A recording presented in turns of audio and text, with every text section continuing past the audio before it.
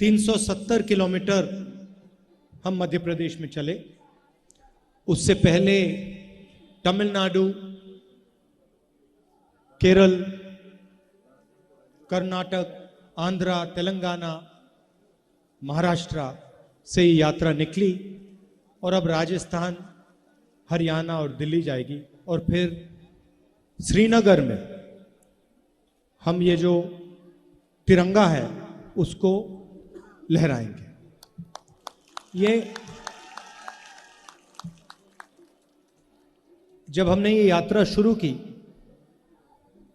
तो काफी लोगों ने हमें कहा, बातचीत हो रही थी कांग्रेस पार्टी में, तो काफी लोगों ने कहा कि देखिए इस यात्रा को गाड़ी में करना चाहिए।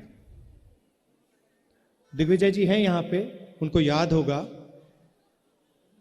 जब दिग्विजय जी और बाकी लोगों ने कहा कि इस यात्रा को गाड़ी में करना चाहिए, तो मैंने कहा अगर आप यात्रा को गाड़ी में करवाना चाहते हैं तो मैं आपका आदमी नहीं हूं, फिर आपको किसी और से करवानी पड़ेगी। अगर यात्रा पैदल करनी है तो फिर मैं यात्रा करने के लिए तैयार हूं। और इसके पीछे मेरी सोच थी, सोच ये थी कि 21वीं सदी के हिंदुस्तान में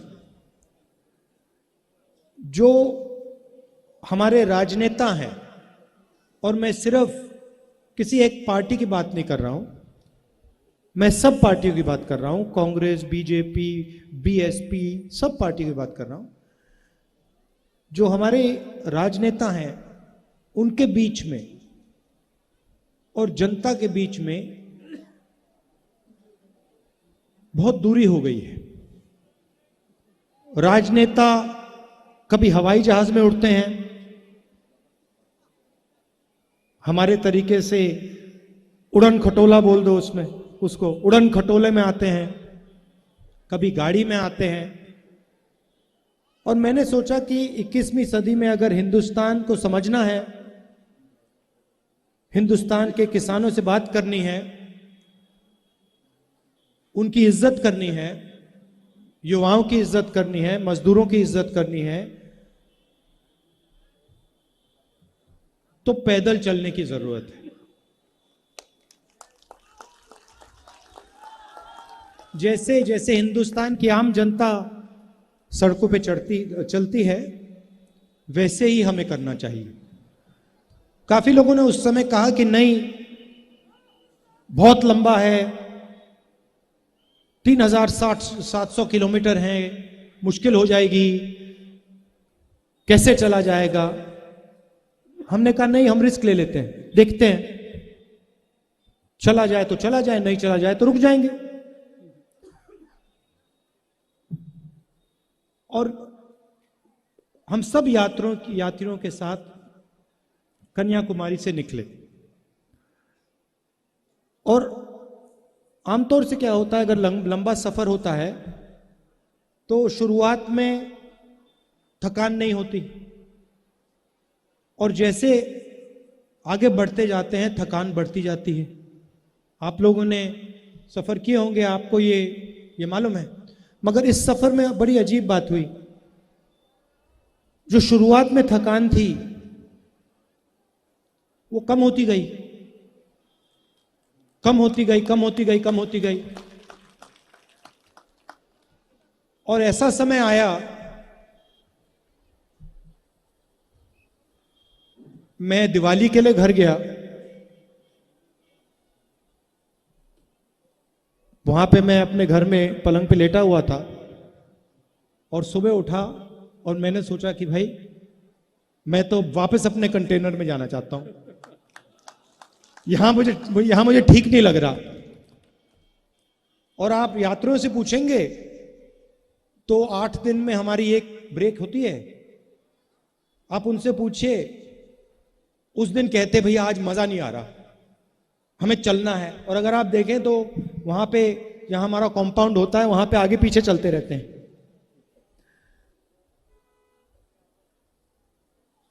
ये क्यों हो रहा है? क्योंकि हम अपनी शक्ति का प्रयोग नहीं कर रहे हैं। हम जो आपका प्यार है, आपकी मोहब्बत है, उसका प्रयोग कर रहे हैं। और आपने अपने मोहब्बत देकर, अपना सपोर्ट देकर हमारे काम को बहुत आसान कर दिया है। पता ही नहीं लग रहा, मैं आपको बता रहा हूं। आज कमलनाथ जी, मैं बता देता हूं, आज इनको बुखार है, दवाई खाएं। आज इन्होंने मुझे सुबह बोला कि मुझे 101 बुखार है। मैंने कहा रेस्ट ले लो। कहते नहीं, आखिरी दिन मैं भी चलना चाहता हूं, मैं रेस्ट नहीं लूंगा, मैंने दवाई खा ली। और देखिए अब मुस्कुरा रहे हैं। और ये सिर्फ कमलनाथ जी की बात नहीं, ये सारे के सारे हमारे नेता हैं। 370 किलोमीटर हमारे सब नेताओं ने चला है और आपसे बहुत सीखने को मिला है। किसानों से बात हुई, किसानों ने हमें पूरा समझाया। कपास के किसानों ने, सोया के किसानों ने, लहसुन के किसानों ने, सब ने उनकी जो मुश्किलें हैं, उनका जो दर्द है, गहराई में घंटों हम सुने, गहराई में बारीकी से उन्होंने हमें समझाया। बीमा का पैसा डालते हैं, प्राइवेट कंपनी को पैसा दिया जाता है, तूफान आता है, बारिश हो जाती है, खेत बर्बाद हो जाता है, कंपनी का कोई नहीं मिलता। ये देखो, इनका बीमा नहीं मिला। तो ऐसे, आपका नाम क्या है? पाटीदार जी जैसे हजारों लोग इन सड़कों पे हमसे मिले, इन्होंने ये कहा। देखिए, मैं आपसे पूछता हूं, आपको जो यहां किसान खड़े हैं, आपको सोयाबीन के लिए सही दाम मिलता है? ये देखो,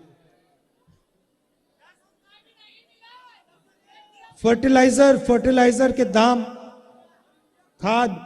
खाद आपको आसानी, यूरिया आपको आसानी से मिलता नहीं, यूरिया के दाम बढ़ गए। हां, तो ये सब आपने बारीकी से हमें समझाया।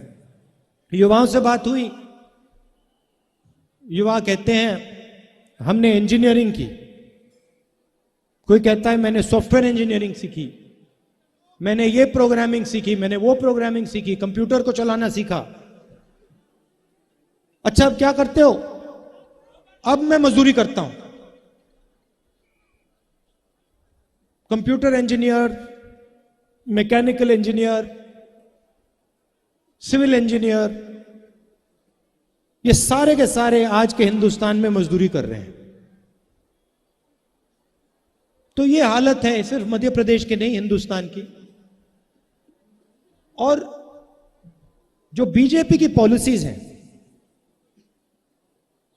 वो डर पैदा करती हैं, समाज में डर पैदा करती है।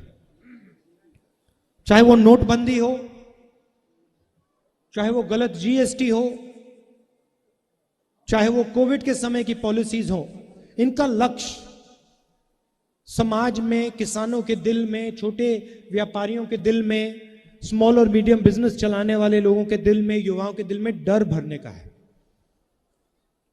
क्योंकि वो उस डर को नफरत में बदलते हैं।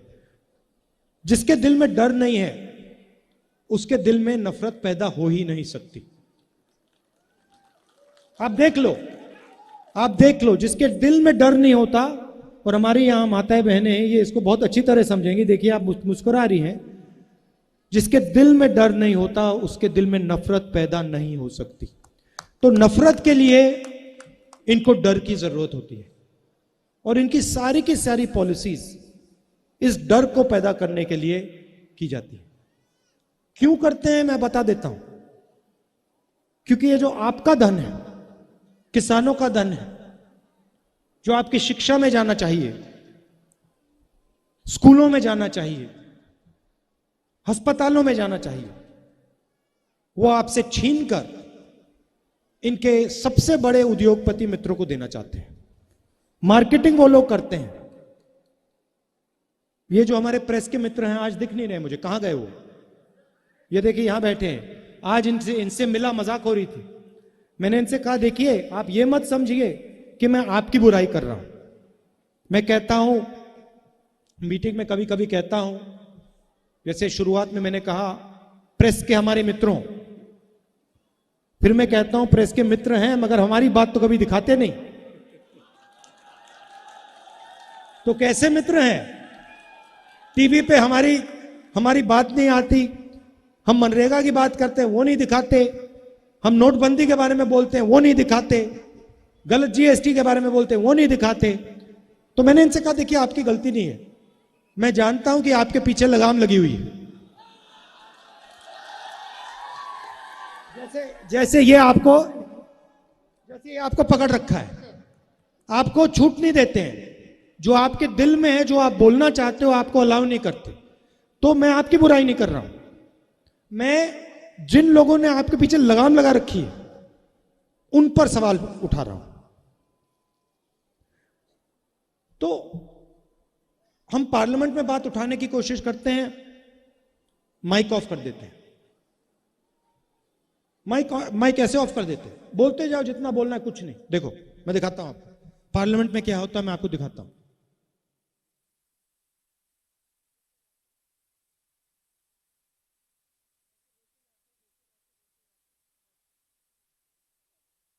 तो अब पार्लियामेंट का रास्ता बंद कर दिया।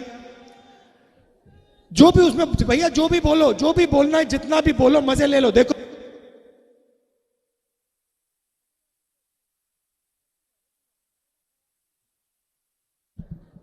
आवाज ही नहीं आती, तो मीडिया का रास्ता बंद, पार्लियामेंट में विधानसभा में माइक बंद। तो हमने कहा चलो सड़क को तो बंद नहीं कर सकते, तो इसलिए हम 3700 किलोमीटर सड़क पे चले आपको बताने कि ये जो नफरत फैलाई जा रही है इससे देश को नुकसान हो रहा है। ये जो लोगों को डराया जा रहा है, किसानों को, मजदूरों को, छोटे व्यापारियों को डराया जा रहा है, इससे देश का नुकसान हो रहा है। जो महंगाई बढ़ रही है इससे देश का नुकसान हो रहा है, जो बेरोजगारी बढ़ रही है इससे देश का नुकसान हो रहा है। और जब हमने ये बात उठाई, आपने ये बात बहुत अच्छी तरह समझी और आप इस यात्रा में सब के सब शामिल हो गए, तो मैं आपका दिल से धन्यवाद करना चाहता हूं। अब हम यहां से मध्य प्रदेश से निकल रहे हैं, राजस्थान जा रहे हैं। आपने पूरा प्यार दिया, मदद की हमारी, ये मैं जिंदगी भर नहीं भूलूंगा, कांग्रेस वाले कोई नहीं भूलेंगे। और आखिरी में मैं हमारे जो पुलिस वाले हैं जिन्होंने इस यात्रा की मदद की, आप हमारे साथ चले, आपको भी कष्ट हुआ, आपको भी धक्के लगे, आपका भी मैं दिल से धन्यवाद करना चाहता हूं। सबका बहुत बहुत धन्यवाद। नमस्कार, जय हिंद।